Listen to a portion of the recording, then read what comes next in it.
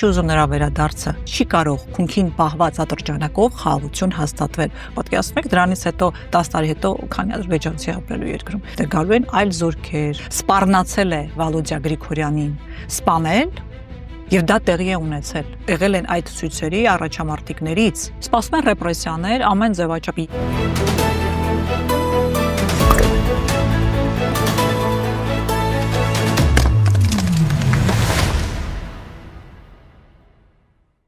Բարև ձեզ, դուք դիտում եք հարցեր կան հաղորդումը, այսօր հարցեր կան ապրելու երկիր կուսակցության նախագահ Մանե Թանդիլյանին։ Բարև ձեզ։ Բարև ձեզ։ Շնորհակալ եմ, որ այստեղ եք։ Ես շնորհակալ եմ։ Տիկին Թանդիլյան, այդպես էլ գերիների վերադարձի հարցը օրակարգ չդարձավ, տիրապետող օրակարգ չդարձավ Հայաստանում, ես հենց նաև դրա համար կսկսեմ այդ հարցից։ Դուք ասում եք, որ գերիների վերադարձը պետք է լինի առաջնահերթություն։ Այն, որ այս իշխանության համար գերիների վերադարձի հարցը ոչ միայն էական նշանակություն չունի, այլ ընդհանրապես այդպիսի հարց գոյություն չունի, դա իհարկե տեսանելի է։ Բայց իրենք միևնույն է Ադրբեջանից, Ալիևից հսկայական կախվածության մեջ են եւ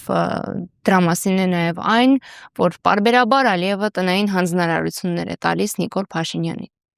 Այնուամենայնիվ, ենթադրենք փոխվում է իշխանություն եւ բարեբախտաբար գալիս է մի իշխանություն, որի համար գոնե բարոյական հարթությունում գերիների վերադարձի հարցը առաջնահերթություն է։ Արդյոք դա չի տալու խաղաքարտ Ադրբեջանին,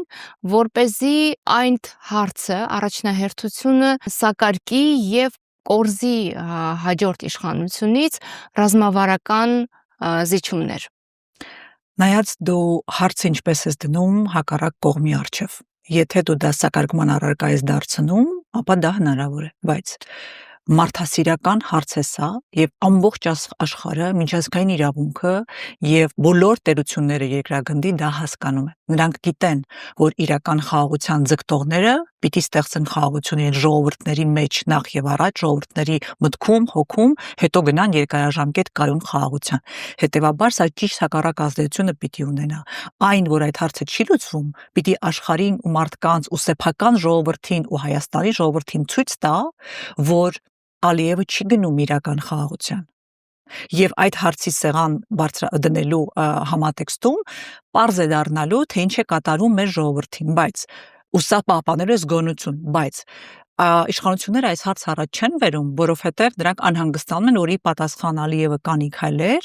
որոնք կվերացնի այդ fake խաղաղության օրակարգը։ Խաղաղությունը ունի իրական օրակարգ եւ fake օրակարգ։ Իսկ այս իշխանությունները հենց այդ fake օրակարգի մեջ են ցույց տալու, որ իրենց քունքին պահված ատրճանակը աշխատում է ի նպաստ խաղաղության, բայց չի կարող քունքին պահված ատրճանակով խաղաղություն հաստատվել։ Խաղաղությունը կարող է եւ պիտի հաստատվի իրական ժողովուրդների ցանկությամբ։ Եվ այս առումով, երբ որ քո զավակները պատանդ են մեկ այլ երկրում, խաղաղության մասին խոսելը նշանակում է ինքնախաբեությամբ զբաղվել։ Հետևաբար իշխանությունը պիտի ցույց տա, որ ինքը իրականում ուզում է իրական խաղաղության գնալ եւ Ալիևին եւ Ադրբեջանին ահա այդպես էլ ցույց տա։ Բայց երբ որ դու հանում ես մարդասիրական կարևորագույն հարցը օրակարգից, դու ցույց ես տալիս արհամարհանք քո սեփական ժողովրդի նկատմամբ, դու ցույց ես տալիս, որ դու պատրաստ ես ամեն ինչի, միայն թե իր սեփական իշխանությունը պահպանես քո երկրում, եւ ահա դա է խաղաքարտ Ալիևի ձեռքին։ Եթե Ալիևը իմանա,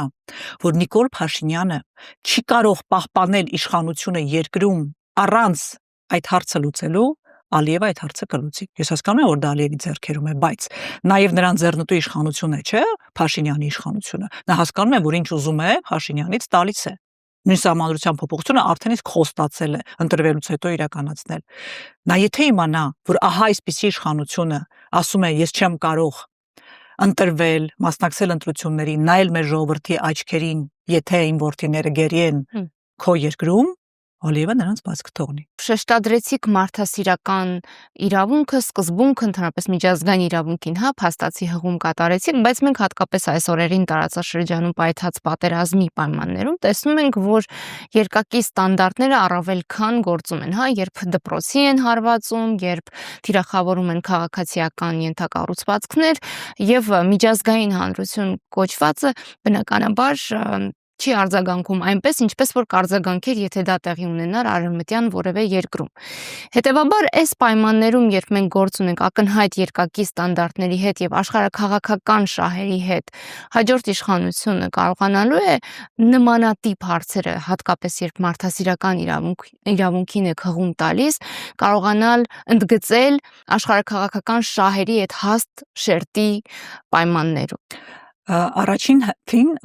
այս տարածաշրջանում, որտեղ եռում է եւ ծանր վիճակ է պատերազմական, նաեւ տարբեր դրսևորումներ ենք տեսնում, դեռևս խաղաղության մասին խոսք չկա։ Ես խոսում եմ այն հանգամանքի մասին, երբ որ արդեն փորձ է կատարվում հաստատել խաղաղություն։ Օրինակ, երբ որ Իսրայելը եւ Պաղեստինը փորձում էին խաղաղության զինադադար եւ խաղաղության այսպես էլեմենտներ ներդնել այդ հարաբերությունների մեջ, առաջին ինչը գերիների փոխադրում։ Այսինքն մենք բայց այստեղ խոսում ենք խաղաղության մասին։ Ու դրա համար եմ ես ուզում ցույց տալ, որ խաղաղության ոչ թե նախապայման է, դա լավ բառ չէ, իրական խաղաղության հաստատման պայման է, այդպես է լինում խաղաղությունը։ Իսկ մենք չէ որ Ադրբեջանի հետ խոսում ենք խաղաղության մասին։ Ընդ որում, ես շեշտեցի, որ մարդասիրական սակայել է, որը հասկանալի է ամբողջ աշխարհին, այդպիսի երկիր չկա, որ չի հասկանում, որ գերիների ազատ արձակումից է սկսվում խաղաղությունը։ Հետևաբար, եթե պետք է չեն հասկանում, ես նաև խոսեցի այն մասին, որ Ադրբեջանի հետ զրույցում դա պիտի մեր դրա համար է կարևոր իշխանության փոփոխություն։ Ես չեմ ասում իրավունքը գործելու է հենց որ իշխանություն փոխվի, ոչ։ Իրավունքը գործելու է եւ մարդասիրական այդ էլեմենտը գալու է սեղան, եթե իշխանությունը դա ուզում է։ Ու այստեղ դուք ձեր խոսքում ասի որ չեն ուզում, հենց դա է փաստում որ չեն ուզում, որովհետեւ իրենց օրակարգում դա չկա, հենց դա է տարքիչ, եթե չասեմ, իրենք շագրգռված են հակառակում։ Տիկին Թանդիլյան, Ռուբեն Վարդանյանի վերաբերյալ դուք մի ձևակերպում եք տվել, ասում եք Ռուբեն Վարդանյանի շուրջը տեղի ունեցող գործընթացների հետ կապված գործ ունենք պետության կողմից սկզբունքային աջակցության բացակայության հետ։ Եթե թույլ կտաք, ես մի փոքր ձևակերպեմ, կարող ենք մենք ասել, որ սկզբունքային աջակցության բացակայությունը ինքնին սկզբունք է այս իշխանության համար, այսինքն սկզբունք է որևէ աջակցություն հատկապես Ռուբեն Վարդանյանի գործով չցուցաբերելը։ Ես դա կարող եմ փաստով ասել, երբ որ նա ուսումնասիրի ժամանակ հողում էր անում ինքը իր մտքերին, իր անհեթեթ ֆանտազիաներին, թե դեռ պիտի հարցեր ուղղվի Ռուբեն Վարդանյանին, թե նրան ով էր ուղարկել։ Սա ցույց է տալիս, որ այս իշխանությունը ոչ չի ուզում նրա վերադարձը, այս իշխանությունը նպաստում է, որ Վարդանյանը մնա այնտեղ, ավելացնելով այսպես աշխարհաքաղաքական ինչ որ լուսումներ, այո, զիջումներ, եւ այս առումով նա ցույց է տալիս, որ ոչ մեկ չի ուզում նա գա, այլ նա ուզում է որ նա մնա։ Եվ դա եմ ասում, որ ոչ միայն վերադարձի աջակցության բացակայություն կա, այլև նպաստում։ Ինչու, որովհետև այս իշխանություններին իրական հայրենասերները վտանգ են ներկայացնում։ Սա ակնհայտ փաստ ամեն օր մենք դա տեսնում ենք։ Մարդիկ, ովքեր անտարբեր չեն իրենց կորցրած հողերի հանդեպ, իրենց կորցրած արժանապատվության հանդեպ, այս իշխանության համար վտանգ են, որովհետև պերաշկին ու կուկուռուզը չի աշխատի այն ժողովրդի համար, որտեղ կան այլ առաջնորդներ, ովքեր երկիրն են սիրում, ժողովրդին են սիրում, իրենց պետությունն են սիրում, լեզուն են սիրում, եկեղեցին են սիրում։ Այդ դեպքում չեն աշխատի այս բաները ծաղրուծանակը ժողովրդի հանդեպ, այն առումով ամեն ինչ կարգին է, ոչինչ չի պատահել մեզ։ Իրականությունը դա չէ, մեզ շատ վատ բաներ են պատահել, բայց մենք կարող ենք կոպիտի վերականգնվենք ողջամիտ, խելացի հաշվարկներով, հասկանալով, թե ինչ է սպասվում առջևում, եթե մենք հանկարծ չանենք ճիշտ բաներ, բայց այս իշխանությանը դա պետք չի։ Հետևաբար դուք ասում եք, որ իշխանափոխությունը այլընտրանք չունի։ Եվ ոչ միայն այդ հարցի համար։ Մենք երկիր ենք կորցնում այս իշխանության երկիր կորցնում դա ոնց է տեղի ունենում աստիճանաբար։ Այո եւ Ալիևը ասել է, ես առանց տանկերի եմ հաղթելու իրենց, եւ նա դա անում է, սահմանադրությունը փոխելով, 300,000 ադրբեջանցի բերելով, դուք պատկերացնում եք դրանից հետո 10 տարի հետո քանի ադրբեջանցի ապրելու երկրում։ Եվ նա այդ որ Գոյչայի մասին խոսելով նա հողակի անվանում չի, որ փոխում է, նա այդպիսի դասագրքերով սերունդներ է դաստիարակել, որ սա իրենց հողն է։ Հիմա պատկերացրեք գալիս են մարդիկ, ովքեր հաղթել են պատերազմում ըստ իրենց եւ այս իշխանության թույլտվությամբ ու ընկալմամբ, եւ այդ մարդիկ մտածում են, որ դուք ապրում եք իրենց հողում եւ իրենք արդեն այստեղ են, արդեն ձեզ հաղթած մի անգամ։ Դուք այդ իրավիճակը գոնե մտովի կարելի է պատկերացնել, թե ինչ է կատարվելու դրանից հետո։ Աստված մի արածցե, մի ադրբեջանցու գլխից մաս պակաս, ինչ որ պակասում է Հայաստանի քաղաքացիների, հայերի գլխից, եւ գալու են այլ զորքեր, այլ հարցեր, այլ արդեն տանկերով կգա։ Այո, որովհետեւ պաշտպանելու են իրենց քաղաքացիներին։ Ես ամենևին չեմ ուզում այսպես սարսափացնեմ մեր ժողովրդին, բայց ուզում եմ աչալրջություն գա եւ այս իշխանությանը նրանք նայեն ու հասկանան, թե ինչ վտանգի են սրանք իրենց տանում իրենց ամբարտավանությամբ եւ զուտ աթոռը պահելու մոլուցքով։ Այնինչ ասում եք Տիկին Թանդիրյան, այնուամենայնիվ շատերին անիրական եւ անհավանական է թվում, ինչպես որ շատերին անհավանական էր թվում Արցախի ճակատագիրը այնպես ինչպես որ դասավորվեց։ Որպես լուծում շատերը Հայաստանում քաղաքական դաշտում պատկերացնում են ընտրությունները։ Եվ ձեր հարցազրույցներից մեկում դուք նշեցիք, որ հատկապես փետրվարի ավարտին գուցե ձեզ համար պարզ լինի ինչ ձևաչափով կմասնակցեք ընտրություններին, արդեն մարտի կեսին ենք մոտենում, կարծեք թե որևէ հայտարարություն դեռ չկա, կա որոշում։ Որոշումը, գիտեք, տարբեր քանի որ բանակցություններ կան եւ այո, ինչ որ բանակցություններ հաջողությամբ չեն պսակվել, ինչ որ բանակցություններ ավելի հաջող են, քան մենք պատկերացնում էինք, վերջնական դեռ չի ամփոփվել, որ անկեղծ լինեմ ձեզ հետ ու դրա համար էլ հայտարարությամբ հանդես չեն եկել։ Այն որ ապրելու երկիրը մտադրություն ունի եւ մտադրված է ու պատրաստվում է ընտրությունների, դա փաստ է եւ այդպես էլ շարժվում ենք։ Ձևաչափը դեռևս այո, բանակցում ենք, բայց օրերի հարց է, բնականաբար չենք կարող շատ ուշացնել, ուղղակի ակնհայտ է, որ այդ կոնսուլտացիաները քաղաքական ուժերի հետ որոշ պարագայում ավելի հաջող է, ինչպես ասացի, քան մենք կպատկերացնեինք եւ այդ լուծումը, որը մեզ համար ցանկալի է, ավելի իրատեսական է դառնում, հետեւաբար մենք չենք շտապում, քանի դեռ անուններ չեք տա։ Ոչ, բայց ուզում եմ պարզ լինի, որովհետեւ ապրելու երկիրը ստեղծման օրից 21 թվականից մասնակցում է ընտրությունների եւ մեզ ժամանակ պետք չէ այսպես երկար պատրաստվելու, մենք պատրաստ ենք ընտրությունների, հետեւաբար այն ընտրությունները ձեզ համար այո, դա փորձառություններ են, դրանք կառուցվածքներ են, որոնք աշխատում են, դրանք գիտելիք է, որը մենք ունենք եւ մեզ համար շատ հեշտ է արագ անցնել ընտրական process-ի։ Հետեւաբար մեր կուսակցության գոյությունը արդեն իսկ ընտրապայքարի մասին է եւ մենք անհանգստություն չունենք, այսպես ասում են, իսկ կարողա ուշացնում եք, ասում եմ ոչ, որովհետեւ մենք շատ արագ այդ ռեժիմի մեջ ենք։ Ցանցեր ունեք, համակարգեր ունեք։ Այո, հենց դրա մասին եմ։ Այն պահից, երբ Հայաստանում պարզ դարձավ, որ Սամվել Կարապետյանը հայտ է ներկայացրել եւ առաջնորդության հայտ է ներկայացրել, բազմաթիվ էին գնահատականները, որ պիտի տանիք դառնա եւ միավորի տարբեր քաղաքական ուժերի ընդդիմադիր բնականաբար, բայց մինչեւ այս պահը այդ մեկ տանիքի տակ միավորումը չկա։ Արդյոք հենց դա էր լավագույն լուծումը լինելու, որովհետեւ տեսեք, Հայաստանում այն քաղաքական ուժերը, որոնք այս տարիներին մեծ հաշվով կամ վարկանիշ չունեին, կամ ունենալու դեպքում մսխել են այդ վարկանիշը, որևէ շոշափելի արդյունք ցույց չեն տվել։ Ներողություն, եթե իմ գնահատականը կոշտ կլինի, շատերի դեպքում կարելի է համարել մակաբույծ ուժեր։ Հիմա այդ որակի ուժերին մի տանիքի տակ դնելը ավելի շատ օգուտ էր բերելու, թե ճիշտ հակառակը մեծացնելու է չհաջողելու ռիսկը։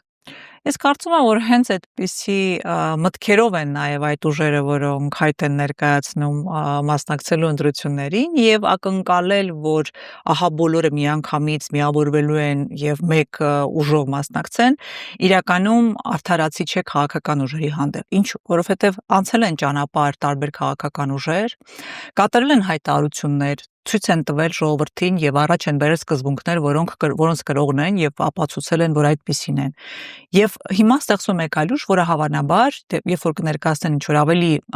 գիտեք, տնտեսական ծրագիրը մի բան է, բայց քաղաքական դիրքորոշումները տարբեր հարցերի շուրջ մեկ այլ բան է։ Եվ հնարավոր չէ համարել, որ ահա այդ բոլոր հարցերում, այս բոլոր քաղաքական ուժերը միակարծիք պիտի լինեն։ Եվ սա երբեմն խոչընդոտ է լինում համատեղ մասնակցության որևէ ձևաչափ ընտրել։ Դաշինքը լավագույն ձևաչափն է, որովհետև ակնհայտ է, որ դաշինքում այո լինում են տարբեր ուժեր, ովքեր ունեն տարբեր դիրքորոշումներ ինչ որ հարցերի շուրջ, որոնց մասով հնարավոր է գալ կոմպրոմիսի, կան հարցեր, որոնց մասով ուժերը կդժվարանան, որովհետև դրանք հենց արժեքային կամ աշխարհայացքային այն տարբերություններն են, որոնք նրանց բերել են քաղաքական դաշտ։ Եվ ակնկալել իրենցից, որ ահա մի զարկով բոլորը պիտի միանան, այդպես չի լինում։ Եվ եթե լուրջ ես վերաբերում այդ գործընթացին, ապա դա երկար բանակցություններ է եւ երկար այսպես չափումներ են, արդյոք որքանով են համատեղելի այս ուժերի քաղաքական ճանապարհները եւ ներկայացված հայտը որքանով է ընկալելի մեր ժողովրդի համար։ Սա էլ շատ կարեւոր բան է։ Դուք ձեր խոսքում նաեւ ասացիք, որ բայց կարող է դա ամենալավ լուծումը չի։ Հենց դա է հարցը, որ պիտի մտածել, որովհետև մեկի ընտրողը, մեկին աջակցողը արդյոք աջակցելու է տվյալ ուժին, եթե այդ ուժը միավորվի այս կամ այն ուժի հետ։ Սա կարևոր հարց է, որ քաղաքական ուժերը պիտի իրենց տան։ Եվ սա է, որ պիտի երկար մտորումների տեղիք տա, որովհետև մարդիկ քեզ ընկալել են քո անցած քաղաքական ճանապարհի ժամանակ ինչ որ մի դիրքավորմամբ, ինչպիսին դա թողնենք մի կողմ, բայց երբ որ դու փոփոխություն ես անում համագործակցության իրենց համար անհասկանալի, դու կարող ես կորցնել քո էլեկտորալ հատվածին, որը պատիվ չի բերում այն առումով, որ դու այդ մարդկանց ակնկալիք ես ձևավորել։ Եվ այս առումով է, որ քաղաքական ուժերը մտածում են ու պիտի մտածեն երկար համատեղ անցնելու այդ ճանապարհը, բայց այլ բան է, որ իշխանափոխությունը որպես նպատակ կա, ես վստահ եմ, որ տարբեր քաղաքական ուժերի մոտ կա, այնպես հուսով եմ, այնպես վառ ինչպես մեզ մոտ, բայց միայն դրանով միավորվելը դա կարող է հետագայում խնդիրներ առաջացնել ու դրա համար միգուցե ավելի խելացի լուծում է մասնակցել առանձին եւ իրենց էլեկտորալ արժեքը ցույց տալ ընտրություններից հետո ունենալ իրենց ձայները եւ տեսնել թե ինչպես կարող են համատեղել իրենց նպատակները եւ այստեղ քննարկել այն կոմպրոմիսները, որոնք ընդունելի են, որոնք որ ոչ, եւ հասկանալ թե որտեղ է այդ համագործակցության եւ համաձայնության գիծը։ Սա կարեւոր հարցեր են, որ դժվար, բայց անհրաժեշտ։ Շնորհակալ եմ Տիկին Թանդիրյան, երբ դուք խոսում եք, մի պահ ինձ թվաց, որ մենք հայաստանյան քաղաքական դաշտի մասին չենք խոսում, եւ դուք ինչ-որ առաջադեմ երկրի, այո, որևէ կերպ ցավոք չի ասոցացվում։ Մեր քաղաքական դաշտը դառնա այդպիսին լիճան, ես պայքարում եմ դրա համար։ Ես ուզում եմ, որ մենք պահպանելով սկզբունքայնությունը, ռեալ պոլիտիկը նույնպես գնահատենք, բայց հասկանանք, որ կան կոմպրոմիսներ, որ ընդունելու են, կան որոնք որ ոչ, եւ պիտի ուժերը կարողանան երկխոսել։ Եթե բացակայում է երկխոսությունը, տեղի ունենում այս արհավիրքը, երբ որ Փաշինյանի նման ընդդիմադիրով ատելություններ քարոզում, հայհոյում բոլորին եկավ իշխանության, դա դարձավ իշխանական գիծ։ Հայհոյել ում կարող ես։ Վարչապետը հայհոյանք է գրում Facebook-յան էջում։ Դա նորմալ երկիր է, դա նորմալ քաղաքական դաշտ է։ Հետևաբար, այո, ես եւ դուք կարող ենք խորը տարաձայնություն ունենալ, առհասարակ չկիսել որևէ մոտեցում եւ համատեղ ճանապարհ չունել, բայց լինի մի կետ, որտեղ ունենք ընդհանրություն։ Դա նորմալ է։ Մենք կարող ենք այդ կետում համագործակցել, մնացած կետերում լինել հակառակորդներ։ Եվ սա է զարգացման ճանապարհը, երբ որ համադրում ես պոտենցիալը, բայց նաեւ պահպանում այն ընդդիմախոսությունը մեկը մյուսի նկատմամբ, որպեսզի ժողովուրդը ընտրի լավագույն լուծումը։ Հարցում եք նորմալ է, երբ վարչապետը հայհոյանք է գրում Facebook-ում, նորմալ է, որ երբ Հայաստանի վարչապետը հայհոյախոսությամբ է զբաղված եւ ворկրամոլությամբ եւ բազմաթիվ ողբերգությունների ուղիղ մեղավորն ու պատճառն է, բայց այդ պայմաններում միևնույնն է ըստ տարբեր սոցհարցումների ունի առաջատար դիրք։ Դա ցավալի արձանագրում է։ Ինձ համար այդ մարդու եւ այդ թիմի արկայությունը ամեն օր ողբերգություն է։ Ես ամեն օր ողբերգություն եմ ապրում արտանալով ու իմանալով, որ դրանք այդ թիմը, այդ մարդիկ դեռևս իշխանության են։ Իմ մի մաս մահանում է ամեն օր։ Այս իշխանության, այդ ворկրամոլության, անպատասխանատվության, հայհոյախոսության կերպարի ներքո մենք ներկայանում ենք աշխարհին։ Եվ ինձ համար որպես անհատ մարդ, սա փոքրիկ մահեր են ամեն օր։ Անկեղծ ասում եմ ձեզ։ Եվ ցավում եմ ընկալելով, որ մարդկանց համար դա ավելի միգուցե պակաս կարևորություն ունի, քան չգիտեմ ինչ է, սեփական հանգստության են փոքր փուչիկը, որի մեջ իրենց պատել են եւ ես այդպես եմ պատկերացնում իրեն, ավելի դժվարանում են տեսնել այդ հնարավորությունը չկա հասկանալու, որովհետեւ այս հայհոյախոսության մեջ դժվար է իրականը ստից տարբերելու եւ ես դա ուղղակի վերագրում եմ անտեղյակության եւ սեփական անձը մի կերպ ինչ որ ձևի պաշտպանելու ցանկության, որը մարդկային բան է, երբ որ դու ուղղակի այս ահռելի զզվելի ամեն ինչի մեջ քեզ փորձում ես ուղղակի պաշտպանես ու չիմանաս, չտեսնես ինչ է կատարվում, ասես հա դե եթե չեն կրակում, երևի խաղաղությունը, երևի այս մարդիկ բերում են։ Ու այդտեղ ավարտես քո քաղաքական ընկալումը կամ վերլուծական մոտեցումը այս հարցին։ Ես այդպես եմ տեսնում, այլապես հնարավոր չէ հասկանալ, իմանալ ովքեր են այս մարդիկ, ինչ են անում եւ ինչու, եւ որևէ կերպ աջակցել։ Ես հասկանում եմ, որ մարդիկ ամեն մեկ իր ապրած կյանքի արդյունքում ինչ որ որոշումների է եկել եւ իր համար երևի մի անգամ ցեն վարչապետին մոտիկից տեսնելը, զուտ վարչապետ պաշտոնի մարդուն, դա երևի մի հիացմունքի առարկա է։ Չեմ կարող ասել մարդիկ ինչպես են ապրել իրենց կյանքը եւ ինչ աշխարհընկալում ունեն, որ կարող են որևէ պարագայում պաշտպանել այս իշխանությանը կամ Նիկոլ Փաշինյանին։ Ինձ համար դա հարցեր են, այո։ Այս հարցերը սովորաբար հարցերի հասցեատեր ընկալվում է ընդդիմությունը, դա նաև Տեսականորեն է այդպես, Տիկին Թանդիլյան։ Ես պիտի համաձայնեմ, որովհետև ես էլ շատ հաճախ այսպես զայրույթ կա, բայց մյուս կողմից հասկանում եմ, որ տեսեք դուք խոսում եք մի այնպես որ Հայաստանի մասին չէ քաղաքական, որովհետև մենք չենք հաջողել դարձնել դա քաղաքական դիսկուրս, դարձնել դա բերել այս իշխանություններին կամ հեռացնել ու դարձնել քաղաքականությունը մարդկանց մասին պատմություն, այլ ոչ թե իմ մասին որպես քաղաքական գործիչ, այլ մարդիկ իմանան, որ դա իրանց մասին է։ Իրենց ճակատագրերն են այս մարդիկ, ովքեր անտանելի վարքագիծ ունեն կամ աշխարհայաց կամ գաղափարախոսություն, այս մարդիկ են իրենց համար որոշումներ կայացնում։ Եվ նաև միգուցե ես եմ ձախողում դա հասցնել մարդկանց, դա բարդ բան է, որտեղ իրանց ինչ հետվում իր առօրյայի մեջ ուղակի ինքնազդեցություն է, որ չի տեսնում, ինքը չի զգում, ախր այդ մարդիկ են որոշում, կամ մտածում են դուրս չգա կգնա։ Սա էլ մի պայքարի ձև է, ասում ենք, չէ, ոտքերով պայքար, բայց դա լավ պայքար չէ, ես գիտեմ, ես էլ եմ եղել այդ ճանապարհին։ Բայց հետո, երբ որ դու գնում ես օտար երկիր, հետո քո սիրտը ցավում է միևնույնն է, դու չես կարող չիմանալ ու չհիշել ու մոռանալ, որ դու այս պետության մասնիկն ես, հայ ես, որ դու այս անպատվությունը նաև քեզ է վերաբերվում։ Այդ պարտությունը նաև քո պարտությունն է։ Երբ որ դու այդ գիտակցման գաս, դու չես հանդուրժի մի օր այսպեսի իշխանություն։ Տիկին Թանդիլյան, հետաքրքիր է աշխատանք տանելու հետ կապված, վերջերս հրապարակվեց մի տեղեկություն, ըստ որի ապրելու երկիր կուսակցությունը կարծեմ երկրորդներ քաղաքական գովազդներ հրապարակելու սանդղակում։ Միգուցե ես ճիշտ ասած չեմ հետևում, թիմը աշխատում է, գովազդներ կան, այո, քաղաքական եւ մենք թափանցիկ բաց ամեն ծախսած լումա նաեւ հաշվետու ենք հանրությանը եւ այո, հավանաբար, որպեսզի ցույց տանք, փորձենք ցույց տալ մեր գաղափարները այդ միջոցով նաեւ։ Միգուցե չեմ կարող։ Այսինքն սա չեմ բացառում։ Հետաքրքիր ցուցանիշ չեք համարում, կարող ենք համարել սա ձեր պատրաստականության կամ գուցե մարտական տրամադրվածության։ Ես եմ ասում, որ թիմը միշտ պատրաստ է մասը։ Ակնհայտ է, պիտի անկեղծ լինենք, որ կան ընտրական փուլեր, որտեղ ավելի շատ պիտի խոսես մարդկանց հետ, որտեղ մարդիկ պատրաստ են լսել։ Երբ որ դու գնում ես ոչ ընտրական ինչ-որ ժամանակահատված մարդկանց հետ խոսելու, միշտ հաճախ ենք մենք դասել, ասում ենք ընտրություն կա, ասում ենք դե չէ, ուղղակի հանդիպում ենք ուզում անել ձեզ հետ խոսել, մարդիկ չեն ակնկալում, ասեն դե լավ, հետո բան կանենք։ Դու ասում ես, որ հետաքրքրություն չկա, ընտրական փուլում է բարձրանում հետաքրքրությունը, եւ ես չեմ թաքցնում, որ բոլոր քաղաքական ուժերն էլ հենց այդ ժամանակահատվածում մի տեսակ ավելի այսպես քաղաքական դիսկուրսը բարձրանում, իջնում է ակտիվ եւ пассив շրջաններ կան, որովհետեւ նաեւ մարդկանց հետաքրքիր չի լինում ինչ որ այ եւ շատ դժվար է այդ ժամանակում այսպես հասնել եւ թակել այդ դռները, դա նորմալ բան է եւ միայն այսպես ասեմ իշխանական լծակներն են կարողանում տարբեր ժամանակներում ըստ իրենց վարչական ռեսուրսի փորձանել, հիմա տեսեք ինչ են անում, քարոզարշավ են անում, քարոզարշավը չսկսած, որտեղ օգտագործում են այն նաև որ իրենք նախարարներ ու պաշտոնյաներ են, մարդիկ ուզում են իրենց հարցեր տան, տեսեք դեռև այլ հարցեր են տալիս, փողոցում մարդը իր առօրյա հարցից է խնդիրները բարձրացնում, մեկը իր անասունի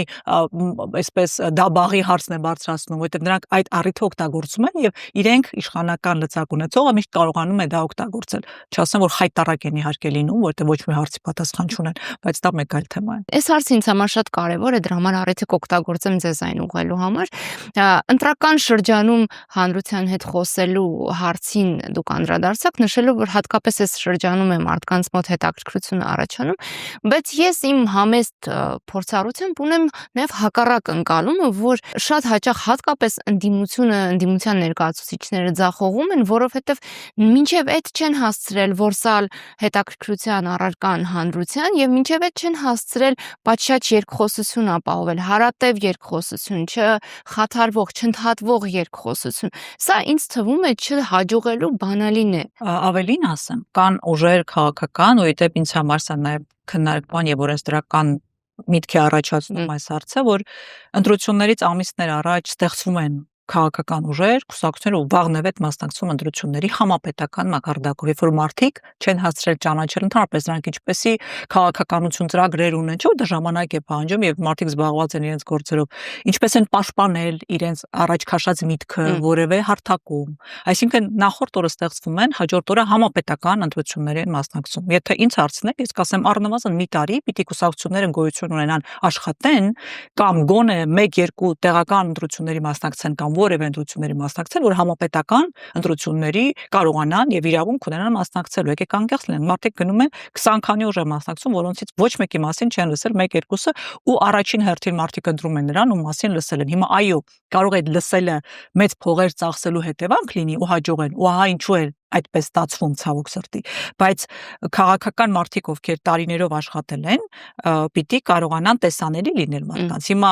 շատ լավ հարց եք բարձրացնում եւ այսպես ես շահեկան դիրքերում եմ այդտեղ, որովհետեւ 21 թվականից կուսակցություն ստեղծվել է եւ տիմերում բոլոր ընտրությունների ինչքան որ ռեսուրս են ունեցել եւ տեխնացու մասնակցել են եւ ամենօրյա աշխատանք ենք տարել ու մարդիկ շարունակ մեզ գիտեն։ Հիմա որքան հաջող, որքան ոչ համապետականի չենք մասնակցել, բայց պատրաստվում ենք, այսինքն ինձ որպես քաղաքական գործիչ գիտեն, այսինքն այս առումով մեր կուսակցություն երկրորդն է իշխող կուսակցությունից հետո, որ տեղական ինքնակառավարման մարմիններում ներկայացված է, ունի գրասենյակներ եւ դա բնական գրասենյակներ եւ ենթակառուցվածքներ ու կառույցներ են, որովհետեւ մարդիկ մեզ արդեն ճանաչում են տեղերում ընտրությունների մասնակցել, ավականիներ ունենք 20-ից ավել համայնքներում, եթե իշխողություն չի դավաճան կողս խաղնում, բայց տարբեր տեղերում, այսինքն չկա մարզ, որտեղ մենք ներկայացված չենք եւ համայնքների 80%-ի ազդեցության աստիճանով մասում ներկայացված ենք, այսինքն այս առումով շատ ճիշտ դիտարկում է եւ ես կարծում եմ, որ այո, դա նաև ձախողման պատճառներից մեկն է, բայց նաև պիտի ասեմ, որ իշխանական լծակները այնուամենայնիվ իրենց գործը անում են եւ նույնիսկ այդ պարագայում նրանք կարողանում են այս սոցիալական մեդիայի դարում ֆեյքերով եւ ամեն ինչով վարկաբեկել յուրաքանչյուրին եմ կարողանում են հետեւաբար վերագրել միայն դրան հաջողության չհասնելը ես չէի վերագրի։ Մի զգայուն հարցի ձեր թույլտվությամբ անդրադառնամ։ Դուք նշեցիք, որ շատ կարևոր է, որ կուսակցությունը ձևավորվի եւ ժամանակի մեջ ցույց տա, թե ինչքանով է կարողանում պաշտպանել իր գաղափարը, սկզբունքը եւ այլն։ Վոլոդիա Գրիգորյանի սպանությանը ես պետք է անդրադառնամ, ներողություն խնդրելով այդ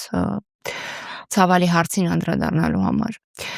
Երեք դուք դատավարության հերթական փուլին մեկնաբանություն տվեցիք նշելով, որ մեծ հաշվով շրջանցվում է քաղաքական ենթատեքստը սպանության, ինչը հարցեր է առաջացնում ընդհանրապես արդարադատության հնարավոր իրականացման վերաբերյալ, այո։ Եթե դուք իբրև կուսակցություն մի քանի ամիս է անցել, չեք կարողացել այնպիսի ճնշում գործադրել, որ իրենք այդ շատ ակնհայտ հարցը, քաղաքական ենթատեքստը չկարողանան շրջանցել, դրանով ինչ մեսիջ եք տալիս։ Ընդհանրապես քաղաքական դրդապատճառով սպանությունը միշտ,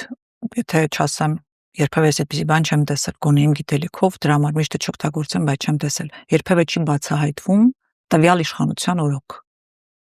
Դուք չեք հիշի, ինձ թվում է ինձ հետ միասին նման դեպք, որ իշխանությունը ինքը, որտեղ ունի իշխանական լծակներն եւ իրավապահ համակարգի նկատմամբ բացահայտի որևէ քաղաքական սպանություն։ Դրան պիտի վերագրվի կենցաղային, պետք է վերագրվի ինչպես վրեժի շարժառիթ իրենք փորձում են դա ներկայացնել եւ դա այդպես եղել է միշտ։ Ես չգիտեմ նույնիսկ գուցե այլ երկրներում է այդպես։ Այսինքն իշխանությունը ինքն իր դեմ վճիռներ չկայացնի։ Եվ ես դրա համար եմ ասում, այս իշխանությունը չփոխվի, այդ ամբողջական քննություն այդ գործի չի լինի, որովհետեւ ես թողնելով վարկածները, դա վարկածներից մեկն է, ես թույլ եմ տալիս դեռ իրավապահները աշխատեն, որտեղ վարկածներից մեկն է եւ ինձ համար ամենատեսանելին, ինչու, որովհետեւ այն սպառնալիքը, որ Մհեր Ախտոյանը, ով հանդիսանում էր քաղաքացիական պայմանագիր կուսակցության վարչական ղեկավարը վարչական շրջաններից մեկում, բնակավայրերից մեկում, սպառնացել է Վոլոդիա Գրիգորյանին սպանել եւ դա տեղի է ունեցել։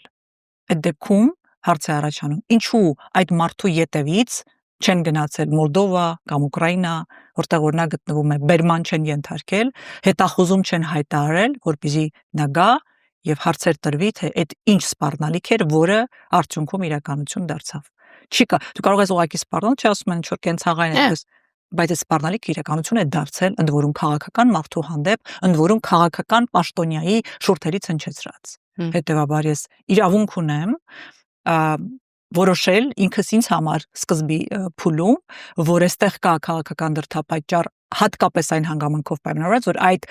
վերսիան եւ այդ վարկածը չի հետաքննվում, այդ մարդուն բերման չեն ենթարկել, հետախուզում չեն հայտարարել եւ առաջ են քաշում մի վարկած, որը վարչապետի պաշտոնը իրականացնողը առաջին իսկ օրը հրապարակել է։ Վրեժ։ Այսինքն մարդը ցուցում էր տվել իր պաշտոնն օգտագործելով, թե ինչպես պիտի ընթանա այս դատավարությունը։ Հետևաբար ես հիմնավոր կասկածներ ունեմ, որ այս իշխանության օրոք չի բացահայտվի, որովհետեւ իրենք իրենց դեմ որոշում պիտի կայացնեն եւ այդտեղ որտեղ գնալու է ոչ մի հոգի, հովանավորչության, կազմակերպման, առաջադրման նման մարդասպանություն իրականացնել։ Այո, կա կատարողը միշտ ամենաներքին օղակն է, միշտ։ Նա անգամ չի գիտակցում, դուք եթե կլինեք դատավարության սոյում մեկ անգամ չի գիտակցում ինչ է արել, այդպիսի բթամիտ հայացք ես 1000-ից մեկ կհանդիպեք եւ իր վարքագիծը իր չգիտեմ անհասկանալի խոսքերը չեմ էլ ուզում մեկնաբանել կերպարը, բայց այն որ նա գործիք է, դա ակնհայտ է։ Առնվազն այդ համատեքստում պիտի հասկանան, որ կան պատվիրատուներ, կազմակերպիչներ, հովանավորներ, նպաստողներ, գործիքակազմ տրամադրողներ եւ մի օր դա բացահայտվելու է, կասկած չունեմ դրանում, չէ՞ որ իշխանություն է փոխվելու։ Տիկին Թանդիլյան, այստեղ նաև մի շատ վտանգավոր մեսիջ էլ կա, հա, երբ իշխանությունը բավարար ջանք չի գործադրում կամ գոնե իմիտացիա ստեղծի, հա, ջանքի, դա նաև մեսիջ է իր համախոհներին եւ համակիրներին, որ ձեր պարագայում այն ինչ իրավունքի տեսանկյունից թույլատրելի չէ, ձեզ գուցե եւ թույլատրելի է։ Գուցե եւ թույլատրելի, գուցե եւ ոչ, կախված Նիկոլ Փաշինյանի տրամադրությունից։ Մենք բոլորս հասկանում ենք, որ մենք գործ ունենք մի անհավասարակշիռ էմոցիոնալ մարդու հետ, ով ինչ որ պահի իրեն ինչ հարմար է, այդպես էլ անելու է։ Կախված նրանից կարողանում է դրանով պահել իշխանություն, թե ոչ, այդ մարդը մի նպատակ ունի մնալ այդ աթոռին, ուրիշ նպատակ չունի։ Եվ հետեւաբար, այո, լինելու են համախոհներ իր շրջապատից, որոնք որ ծառայելու են իրեն մինչև վերջ եւ ինքը շնորհակալ լինելու իրավական գործեր չեն հարուցվելու, լինելու են այնպեսի, որ այսպես ասած բանի մեջ են ընկնելու դժգոհության եւ աշխատելու։ Իհարկե այդպես է։ Այդ մարդիկ այդ պայմանով են այնտեղ աշխատում, իրենք էլ շատ լավ գիտեն, իրենց լավ են ճանաչում, հավանաբար, եթե այդքան կարողություն ունեն, բայց ակնհայտ է, որ Նիկոլ Փաշինյանի համար ոչ ոք կապ չունի իրենից բացի մնացած որևէ մեկը, համախոհ կլինի, նա ընկեր կլինի, մորաքույր կլինի, քեռիկ, ոչ ոք կապ չունի նրա համար, միայն ինքը եւ իրավապահ համակարգ որպես գործիք օգտագործելը արդեն արձանագրված փաստ է եւ շրջապատը գիտի, որ մի օր եթե իր ասածը չարվի, իրեն չի ենթարկվեն որևէ պարագայում, իրենց դեմ է օգտագործվելու։ Հետեւաբար մենք այդ ընտրությունը անում են հենց այդ համատեքստում։ Տիկին Թանդիլյան, շնորհակալ եմ եւ ավարտելու համար մեր հաղորդումը։ Ձեր քաղաքական կարիերայում մի դրվագ կա 2018-ին, երբ հրաժարական տվեցիք պարտադիրի օրակարգի հետ կապված, հա, երբ ձեր սկզբունքին դեմ որոշում փաստորեն կայացվեց։ Եվ ձեր հրաժարականի տեքստն է վերընթերցում, այսպեսի մի միտք կար, որը կուզեի հնչեցնել, ասել եք, քանի որ դեմ եք եղել դրան, դուք նաեւ ձեր համակիրների հետ պարբերաբար ցույցեր եք կազմակերպել այդ օրակարգի դեմ, այո։ Այնուամենայնիվ որոշակի վերհուշ առաջացավ այդ տարիների հանդեպ, երբ ցույցեր կարելի էր կազմակերպել այդ օրինակ հարցերի վերաբերյալ, այո, եւ պարբերաբար այդպիսի ցույցեր էին կազմակերպվում, ընդ որում բավականին մեծ մասշտաբի, ասենք էլեկտրիկ Երևանը, տրանսպորտի թանկացումը եւ այլն եւ այլն։ Իսկ հիմա, երբ դրանցից մի քանի անգամ ավելի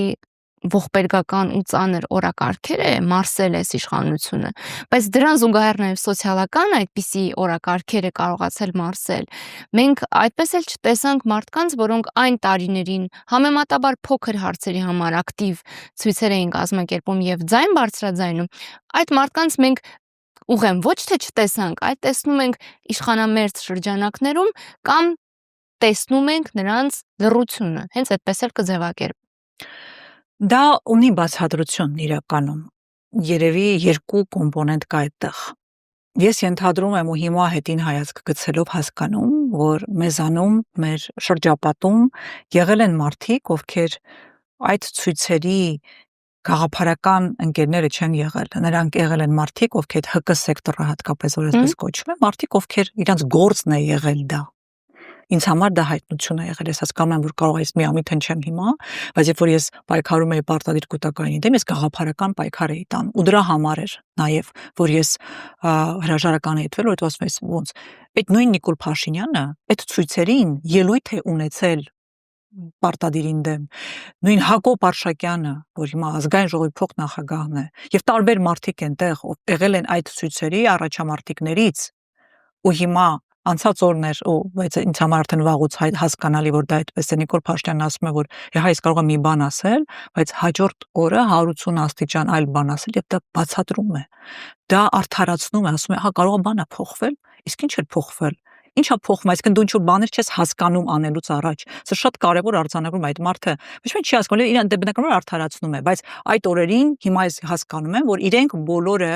եղել են գործիքներ դժգոհության ալիքի համար։ Ոչ թե որ իրենք դժգոհ էին պարտադիր կൂട്ടակայինից կամ էլեկտրիկ Երևանի շրջանակներում նույն 100 դրամի, որտեղ եկան ինչքան են սարքել այդ մարդիկ, այսինքն կապ չունեին իրենք այդ օրակարգի հետ։ Նրանք դժգոհություն հրահրելու, ուժեղացնելու գործիքների զինված մարդիկ էին։ Ու այս մարդիկ հիմա իշխանության են։ Այսինքն ես այստեղ եմ հետին հայացքով հասկանում, որ իմ տեսադաշտից դուրս եղել են միջոցներ, հկներ, ծրագրեր, պլաններ, որոնք պիտի մի օր բերեին այն նրան ինչին բերվեց 18 թվականին, բայց այդտեղ կային նաև այլ մարդիկ։ Հիմա ես խոսեցի կազմակերպչական խմբակի մասին, ովքեր հայտնվել են հիմա իշխանության մեջ, որովհետև ահա իրենք գործիքներն են եղել, բայց նաև մարդիկ, ովքեր տրվել են միամիտ այսպես կոչենք, հա, մեր հայրենակիցները, ովքեր տրվել են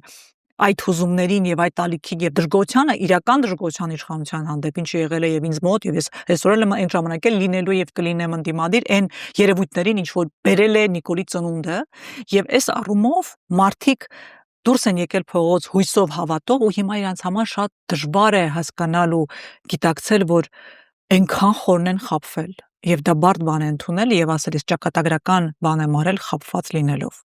Քչերն են կարողանում դա գիտակցել եւ երբ որ դու մի անգամ դա արդեն արել ես ու հիմա քո մտքում հասկանում ես, բայց կա այլ խնդիր, որ պիտի դուրս գաս փողոց, մտածում ես, այն ժամանակ էլ դուրս եկանք։ Վերեցինք այս պատուհասը, հիմա էլ դուրս գանք, ինչ գիտենք ինչ կլինի։ Եվ մարդիկ խուսափում են այլևս մտնել այդ տիպի օրակարգ։ Ավելորդ թե ասել ռեպրեսիաներ, այսինքն մի քանի շերտ ունի սա եւ բացատրելի, բայց մենք չենք կարող բացատրել ու կողքի կանգնել։ Իշխանության այսպիսի ռեպրեսիաներ այն ժամանակ ցույցերին ոստիկանների վարքագիծը ես ցույցեր եմ կազմակերպել, տարբերվում էր այսօրվա ոստիկանների վարքագծից։ Այսօր էլ եմ գնում ցույցերի եւ տեսնում եմ թե ինչպես են այդ ոնց ասեմ ատելությունը, այդ իրենց ամեն ինչ թույլատրելիության աստիճանը չեն պատժվում այդ մարդիկ։ Նրանք պատժում մի տեղից հանվում է մեկը պաշտոնյա, որ իբր ինչ որ չարաշահում է արել։